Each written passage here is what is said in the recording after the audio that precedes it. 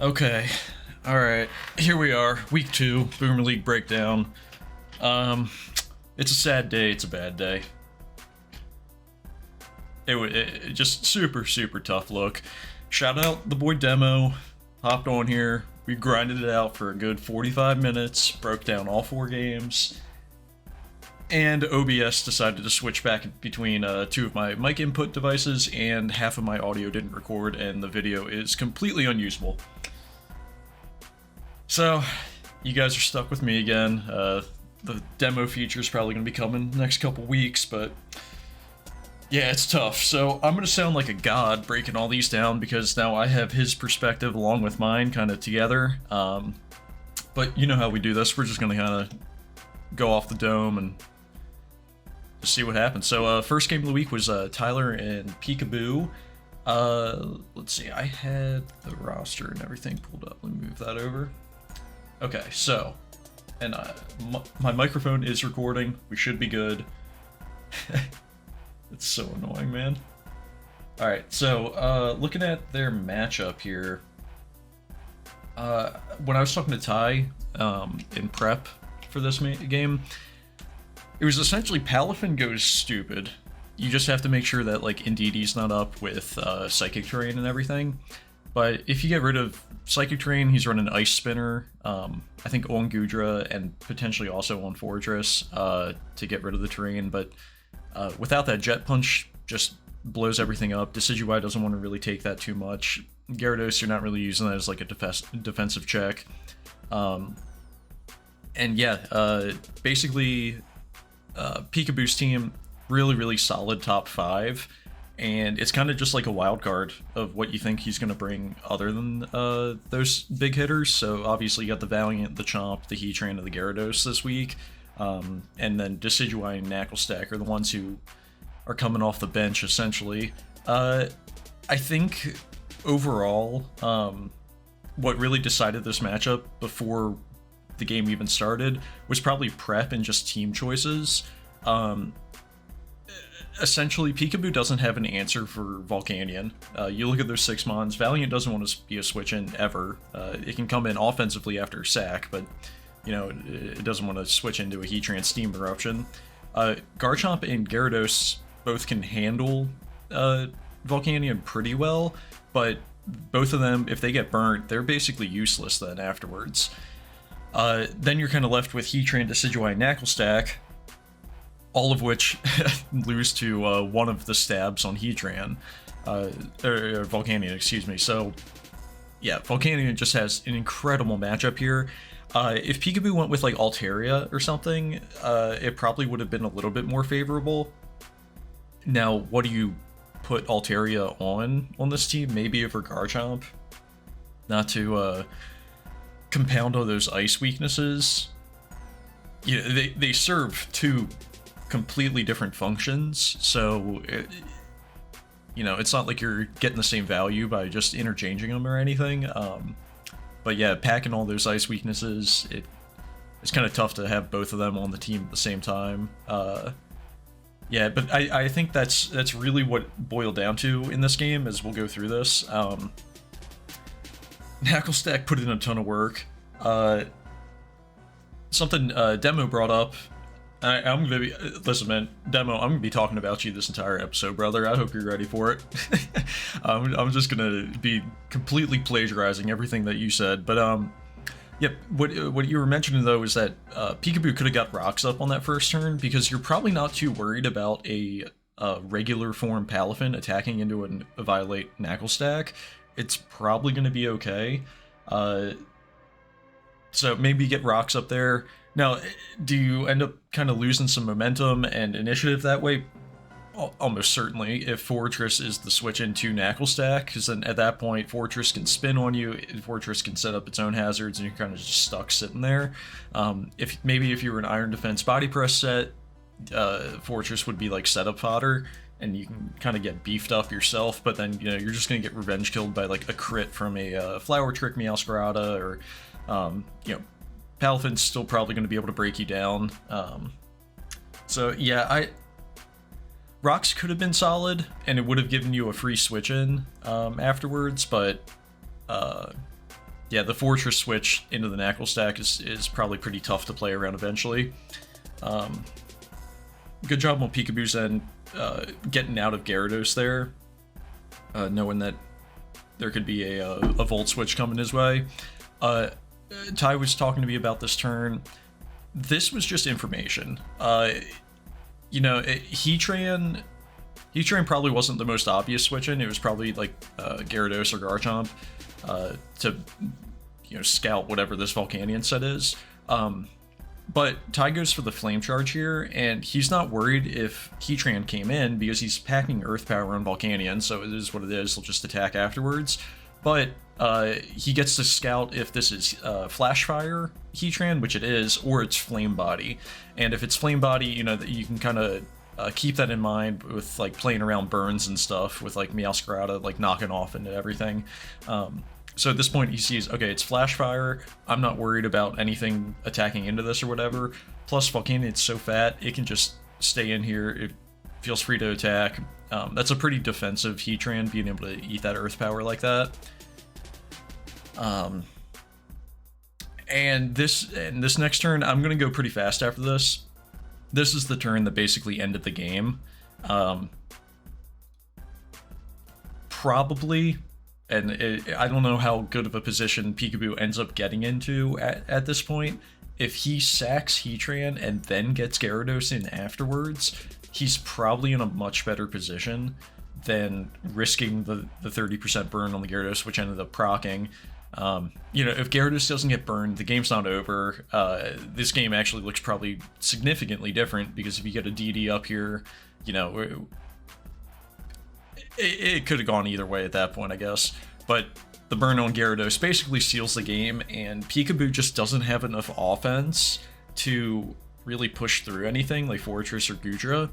And that was a good Palafin answer right there, and it just took a ton from Steam Eruption plus the burn. And you know, so Ty's just getting up his hazards here, and essentially Palafin's just going to start cooking.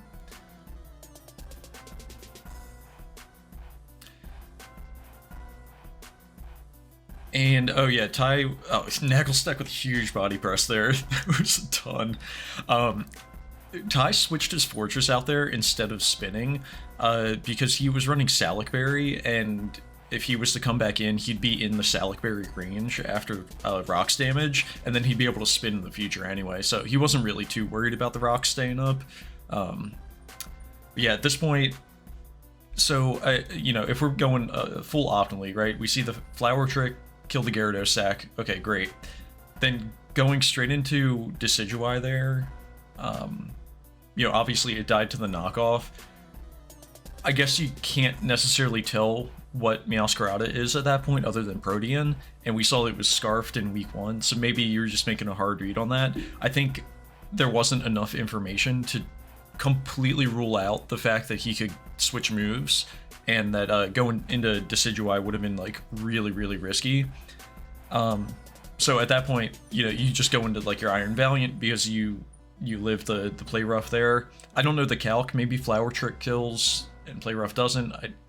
I'd imagine it was pretty similar damage. Oh, you know what? Ty texted me during this. He thought play rough was going to kill, but he forgot that the calculator doesn't acknowledge like Protean after the first turn, right? So he didn't actually change into a fairy type. He was still a grass type using play rough, and that's why I didn't kill Valiant there. Had he had Protean on it, then yeah, he would have definitely killed the Valiant. And you guys can't see it, but over in the chat, Ty says bulky boy, not realizing that it was just not Protean Meowscarada. I'm repping the Washington Pokemon team hat right here. I'm gonna link the store down in the description if you guys want to pick up some merch. You know what it is, support the NCPBL. All the homies. And this is just the Palafin sweep at this point. Nice and clean. And we got Knackle stack, which Ty's gonna he's gonna go full Shaun White on him and stun on him. Final Gambit, there we go. Alright, well yeah, GG's to both of you. I think like I said at the very beginning, I think this really broke down to just team prep and team like archetype and everything before the game even happened. Peekaboo just didn't have a solid answer for Volcanion, and then compounding that with another beefy water type like Palafin, just kind of broke up the entire team and was able to walk through it. You know, it's tough because, like, I guess your two best options would have been like Indeedee plus Altaria, and those two are like obviously not significantly useful other than I guess this matchup, so like it's kind of tough to build around the other four mons on the team at that point. Yeah, I don't know exactly which six I would have brought, but yeah, it's just tough not having a consistent check to those. So GG's to both, and we'll move on to Demo and Short Tempered. So Demo was playing on Lean Urshifu because it matched up like amazingly into everything. He's not packing close combat, so he really doesn't have a good way to break through Arboliva with Urshifu until he gets like an SD up with Ice Punch. So yeah, Arboliva can't really do anything to Rotom or like Corviknight. And this turn, this whole game is essentially just momentum. It's actually like painfully momentum. There's a couple interesting turns though, and some useful information that comes up every now and then. So I'll talk about that when we get there, but yeah, we're just going to be kind of watching a very repetitive next 10 turns or so. Let's see.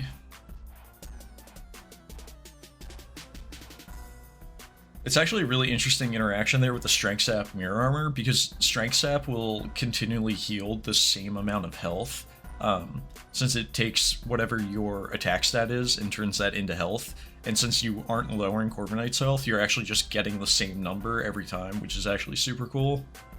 For Arboliva, that is. That kind of sucks for Demo's team. But yeah, Zarude, always going to be the Rotom answer. Rotom goes really stupid into, you know, 1, 2, 3, 4, essentially 5 of the 6. I'm considering Dragapult in that because Dragapult can't really break it down. And if it's physical, you know, it doesn't want to get burnt, doesn't want to get T-Wave, stuff like that. So we see Photosynthesis attack off of the Roaring Moon here, which was a really cool tech running Sunny Day on Arboliva and then getting Photosynthesis up. And so Demo ran the calc on this. This wasn't banded, it wasn't like Black Glasses or any sort of attack boosting item, like, and obviously we'll see that it's not Life Orb.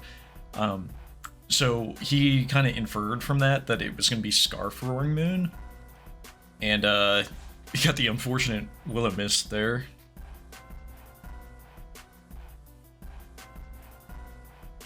Just get some lefties back on the Rotom, stall out some Sun turns, and yeah, having Intimidate Qwilfish just being the fattest thing on the planet, apparently.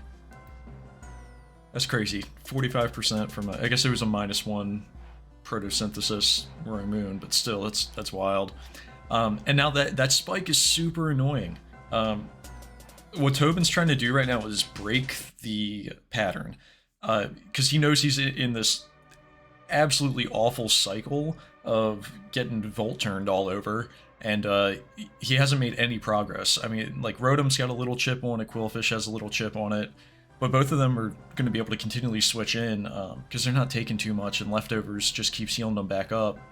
And now with that spike up, Roaring Moon, Arboliva, if he ever wants to go into Donphan or Goldango, all of them are going to end up taking some chip. And yeah, like, Roaring Moon, it's only attacked, like... Yeah, okay, so it's been out in the field 5 times, it doubled out there. But yeah, it's already down to 36%. I think the only attack it really has eaten is an Overheat. Yeah, just a super annoying team out of Demo, honestly. That's what this really comes down to.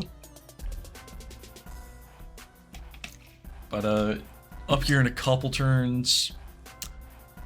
Oh yeah, so I mean, not that he was in a position to do this, but Tobin didn't scout for Scarf Dragapult at that point. you know, he had Scarf Roaring Moon, thought, alright, well, Dragapult's out, I'm gonna outspeed it, whatever. Ended up being Scarf Dragapult, and that was the end of Roaring Moon there. So yeah, now he's significantly behind. Now the game's not over though. We'll here it is. Yep. Okay, so we get the jungle healing up, gets rid of the para.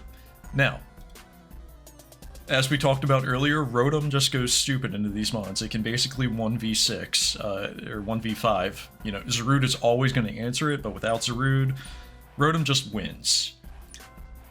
And so we see the Glamoussi. You're so gross. Glamoussi eats that Power Whip in grassy terrain, and now Rotom just kind of wins the game, right? What Demo needs to do, and it ends up getting into that position, is getting some SDs up with Urshifu in order to get Rotom down for Scarf Dragapult to kind of sweep at this point. Rotom wins in quotes, but it's not like it's an obvious endgame for Short-Tempered by any means. Like, this has some layers to it. This turn, I don't necessarily disagree with the Goldango sack if you're valuing health on your Rotom that much. And maybe you're worried about getting Will-O-Wisp and you can't get your leftovers back up. So, like, I don't think this was the worst play at all. I feel like the overheat was, like, very obvious, though, and you could have just gotten some initiative into Rotom and then scared him out, or sacrificed maybe getting burnt for a Hydro Pump or something like that, and then you still have your Goldango in the back. You know, we don't know what the Urshifu is, and I guess, in my opinion, I would have wanted something that was going to be able to, like, eat a Ghost-type move in case he was, like, Scarfed or Banded, or have Ghost-type to eat a Fighting-type move in case he was Scarfed or Banded, because we only got to see the Surging Strikes on turn 1, and that was it. So, like, at this point, when I was watching the game, I was like, oh, well, alright, Surging Strikes plus Close Combat, that's GG, it is what it is. Rotom living that is just absolutely disgusting. I can't believe that. And then ends up going down after getting a little bit more chip than Donphan, and so at this point I'm like, alright, SD, that makes a lot of sense, you know, you got a burnt Donphan in front of you. I think going hard Rotom wins, might not win the game, but it's going to get close to it. But, you know, at this point, you're expecting him just to kill your Donphan, so, like, I don't totally blame him for staying in against it. But now that there's 2 SDs up, this is just a nice little Urshifu sweep, and yeah, that was GG. That was actually a really fun game to watch. I'm sure it was an extremely annoying game to play, though, with all that volt turning and everything. Yeah, I mean, that's kind of Demo's team in general. It's just momentum and hazards, whether that's going to be a Qwilfish or like Klefki or something like that. But yeah, GG's, fun game to watch, and we'll go into my game versus Don. Switch sides here. Okay, so I got a couple thoughts on this game. One, I was scared of Spectrier until I realized I actually just have the best Spectrier answer in the entire league. Took me a couple days to actually realize that.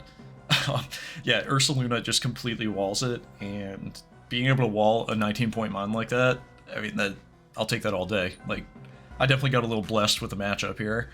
So yeah, Ursaluna was a lock to come, and then I saw like Lilligant went pretty stupid into his team, and basically if I was able to get rid of Moltres, Lilligant could just sweep, and based off of the other 5 that he brought with Moltres, Lilligant hits all of them. Like, you know, I don't have anything for like Landorus or Spectre to hit them like super effectively, but they're frail enough that after a +1 hustle boosted like Leaf Blade, they're both going to get O-code. So yeah, it was get rid of Moltres, and the way I was going to do that was use Enamorus with Calm Mind and Hyper Beam.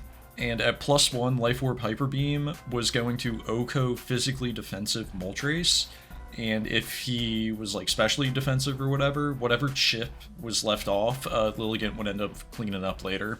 And I went with a Terra Fire Lilligant, because I didn't want to get burnt by Flame Body, and it also allowed me to live a +6 Ice Shard from like a Titan if that got like rolling in snow or something. You know, he ran that in week 1, so I was getting a little paranoid about that. But yeah, I just needed a Terror type that would resist that, and then Fire worked out because I wouldn't get burnt too. But I'll tell you what, I did not prep at all for Dunsparce or Tatsugiri, and these first couple turns kind of reflect that, because I'm in some absolute hurt after this taunt. I don't know what I'm doing at this point. I'm like, alright, I guess I'll go in my Fairy type on their Dragon. Oh, nope, he called that, one of the Kingambit. And, you know, I got a light screen up. It's not like I can really take advantage of it here. Thunderwave Kingambit, super annoying. Didn't expect that at all, but I don't really care about my Alomomola getting parried. Even if I can't get a Wish up, I can get Regenerator back switching out. Here, I'm really happy I packed Taunt on Grimmsnarl. I was not ready for this. Yeah, the Coil, Roost, Agility, Hyperdrill, whatever it was. Yeah, crazy set. So I just get my screens up here and go into Ursalune on the Moltres. I'm max Spadef with light screen up, and Hurricane did 17%. After running the calc, that was offensive Moltres, so like, yeah, I was kind of chilling. And I was running lefties, so I'm just getting my health back here. I'm at +2, and with 0 attack investment, Body Slam did 89% to Lando. But something that, like, with Don going into Spectre here, that's something he did really well the entire game, is playing around my screens and kind of putting me on the back foot in positioning to try to either get them back up or do something else with them. Like, at this point, he switches in Tatsugiri and a Crunch. He knows he's going to be able to take that, and then light screen wore off the next turn, so I have to pivot out. Like, that was just really, really well played on his end. But yeah, I just got some techs in here that once I get rolling, thankfully I live the crit, and I get the Reflect up here because I'm going to go into Enamorus, and I'm not really worried about Tatsugiri staying in, or if he wants to attack me, that's fine. I got Calm Mind to, you know, act as like a pseudo light screen. But yeah, at +1, we see that's a very offensive Moltres. I did 59 to it. Just insane damage. Enamorus is really good. But yeah, here's Don just pivoting around. I do 99%. Like, that was frustrating, because had I actually killed him there, I would have been able to keep the Reflect up for Kingambit eventually. Or at least I would have had it up a little bit longer. But, you know, so he's playing around everything right here. Reflect is going to wear off this turn, and then he's just going to get some, well, going to try to get some chip. You know, we saw what that did earlier. It was going to do like 30-some% to me, and a Psychic crit would have killed at that point, but I don't think, if he didn't get the crit, I don't think the Hurricane plus Psychic kills. I could just be shit at math and lying at my ass, but it makes me feel better, so. Yeah, so at this point, I almost threw. I was really, really close to throwing. There was no reason for me to even have this thought, but I was like, man, what if he Sucker Punches? Should I go for an Agility? It doesn't do anything for me. It's not boosting my special attack or anything. It's not like I'm going to kill with Aura Sphere afterwards. It literally is just to be playing a mind game. And had I gone for that, I just lose. So I'm really glad I, like, sobered up and clicked Aura Sphere right off rip, because he had the Choppleberry. I don't know the calc on it, but I'm assuming with the Choppleberry, he would have been able to live a Hustle boosted close combat from Lilligant. But, you know, I'd make Meet his Berry, and he can't resist it at that point. But yeah, that just incredible game to Don. I think I was really blessed with the matchup, and, you know, he played it super well. Like, stalling out my screens, I'm sure is not easy to do. I guess I did make it a little easier on him by not getting hazards up, and he was able to freely switch. So, you know, I'm learning from that. We'll take that into consideration moving forward. But yeah, last game of the week. Let's hop right into it. We got Kolpin and Cyan. This might be the most evil Dunsparce of all time. Baby Jirachi. That's what I was calling it. We see the glare, we see the rocks, and then we see the headbutt, and we're just para-flinching with Serene Grace. Yeah, you got a 60% chance to flinch, plus the 25% chance to para. Yeah, have fun with that. And that's crazy. Now, I don't know what set this Clodsire is, but I know it has good special defense, right? Like, it's OU for a reason. That was a Specs Adaptability Dracometer, and it just O-code after rocks. That's insane. Just unreal.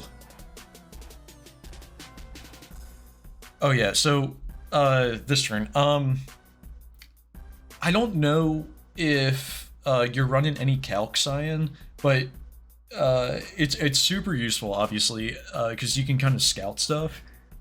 Personally, I would have just assumed the Clodsire died because that was Specs, and then I would have just immediately went into Darkspawn at that point. You know, with Samurott, like, really, against his team, everything's grounded, so you're going to want to get your spikes up with Cecil's Edge, and I think going Darkspawn here, and then forcing Dragalge out, and then maybe getting your Samurott back in when, like, Torkoal's in or something, just to get up a layer of spikes, or doing it right here. You know, the Aqua Cutter's not very effective into Dragalge.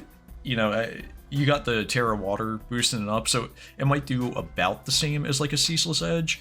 You might not even be packing Ceaseless Edge, so I could just be spewing shit into the abyss right now. But I think getting a spike up here would have really helped break down the super fat stuff like Screamtail and Garg. That's really what this game boiled down to, is after losing a Samurott like that and having rocks up with no removal, it's just basically like a ticking time bomb of your defeat. Because every time you're attacking, you're going to have to make pivots around these fat things. You can't just stay in with them. And, you know, you're taking rocks then, or with, like, Thundurus, you're taking Life Orb. It gets painful really quick. Especially when he can just wish back stuff whenever. So, right here, I don't know why you switched out of Darkspawn on Torkoal.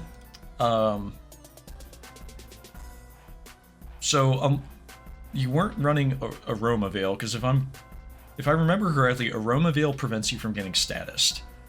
So you were running Well-Baked Body, which makes you immune to Fire-type moves. And Torkoal's not doing a whole lot to you without Fire-type moves. You know, Earth Power might hurt a little bit if he's packing it, but yeah, you could have just stayed in with Darkspawn, honestly. You know, now you just took 25% on Arcanine from rocks, plus another 11% from the Lava Plume. Just like, it was unnecessary damage. Darkspawn's got enough PP to try to end up wearing him down, plus Darkspawn is already paralyzed, so it's not like he can put you to sleep with Yawn. I think that turn right there basically sealed the game, because there's too much chip on Arcanine now for you to continually pivot and actually pressure his really fat stuff. And we notice here, Sludge Bomb into Protect does not take away any Life Orb chip. So that's just important to keep in mind, that if you do have a Life Orb, you can attack into a Protect and you don't have to worry about losing your health. But yeah, the Shadow Ball, I don't know if that was predicting a Screamtail switch in. It probably was. But yeah, unfortunately, Garganacl stayed in, and with Purifying Salt, it only takes half damage from any ghost move. It's just such a stupid mod. Colple's team is so frustrating. Like, for real. It's so frustrating.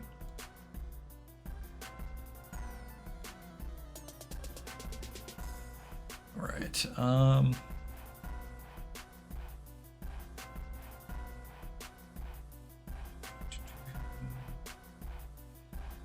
yeah, I mean, basically we're just seeing death by 1,000 paper cuts here.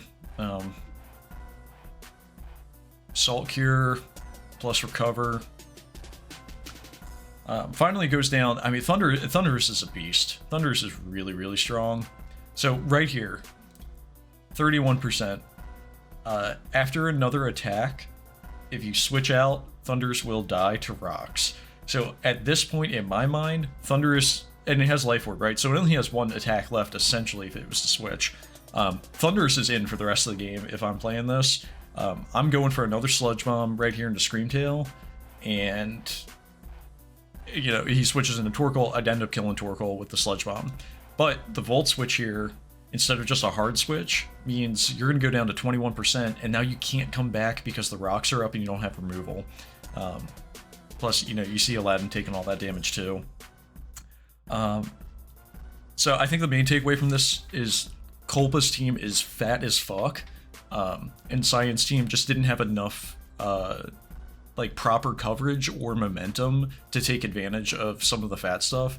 So like when you have like a really fat team, it's very passive and you lose momentum consistently because you have to recover, you have to you know, throw status moves or whatever, or really weak attacks, and that can get taken advantage of by a pretty offensive team.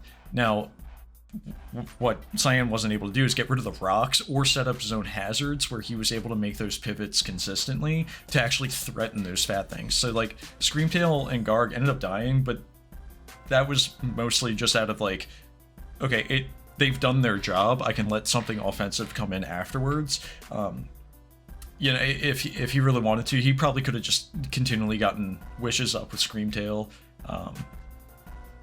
Yeah, that's probably what I would have tried to do at that point.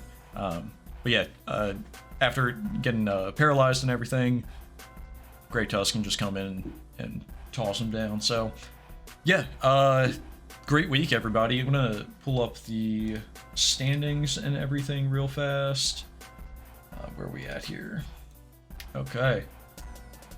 All right. You know what it is. WPT at the top. That's how we do.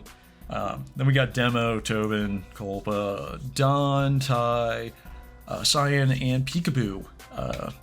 But you know, we're 2 weeks in, anything can happen. So, but I'm gonna keep trying to stat pad my Lilligant, my Terra Captain. We'll see how many we can get her up to. Definitely nowhere near Mega Lopunny of last season. But yeah, Demo, sorry for wasting 45 minutes with you. I appreciate you coming into the call though. It means a lot, and we'll definitely run that back. So yeah, if you guys like this, let me know. And you know, if I missed something, please fill me in. You know, I just kind of talk out my ass for a solid 45 minutes, and you know, I'm definitely not analyzing everything in true depth, but hopefully giving a little bit of perspective to everybody. And you know, like I said, it's not meant to roast anyone, it's just kind of like what I'm thinking, like some of the optimal plays are, and it might be obvious to me, but it might not be obvious to you, or, you know, maybe you thought of something else that you think works better too. You know, it is what it is, right? But yeah, just let me know, and I'll catch you guys in the Discord. Peace.